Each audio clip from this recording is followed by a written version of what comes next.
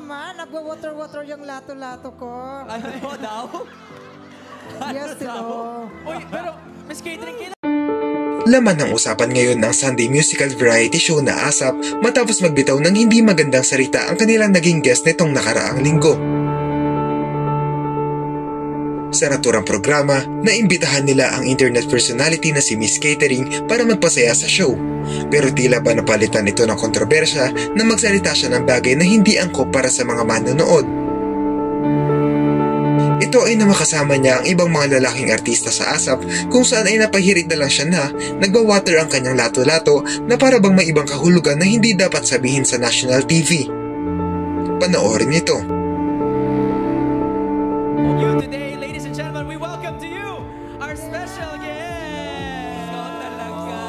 Miss Catering. Hindi po naman sila. Ang pogi nyo naman, nagwa-water-water yung lato-lato ko. Ano daw? Nagwa-water-water yung lato-lato ko. Ano daw? Yes, hello. Uy, pero Miss Catering, kailan ba talaga yung performance mo? Kasi parang pasok ka ng pasok, wala namang... Hindi pa man tuloy ang natapos ang ASAP ay agad na humingi ng tawad si Miss Catering sa nasabi niya at tinanggap ito ng mga celebrities. Matapos nito ay tuloy lang ang kanilang kasiyahan at umawit na siya ng kanyang mashup na sumikat sa internet.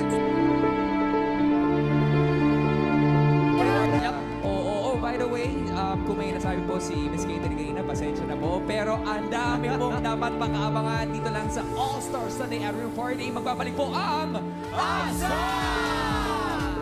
Yes, bago kumanta, gusto ko lang humingi ng sorry sa nasabi ko kanina. I'm very wrong send and pasensya na po. We appreciate that. We appreciate that. Thank you, thank you. Pero ngayon, panahon na para kumanta. Yes, panahon na para ipakita ko ang Alright. pasabog sa inyo dito sa ASAP. Okay, here we go. Okay, samahan niyo akong kumanta. Music, please! Okay! Yan ang sinasabi ko sa inyo lahat. So, Hi, little monkey, Humpty Dumpty. Mama ko na doctor say, pagbilang kong tatlo, nakatago na kayo. Kayo po na nakaupo, subukan niyo, tumayo. Awa na biyan ko. Mapapatawag pa rin kaya ang ASAP ng MTRCB sa pangyayaring ito? Ano ang masasabi niyo rito?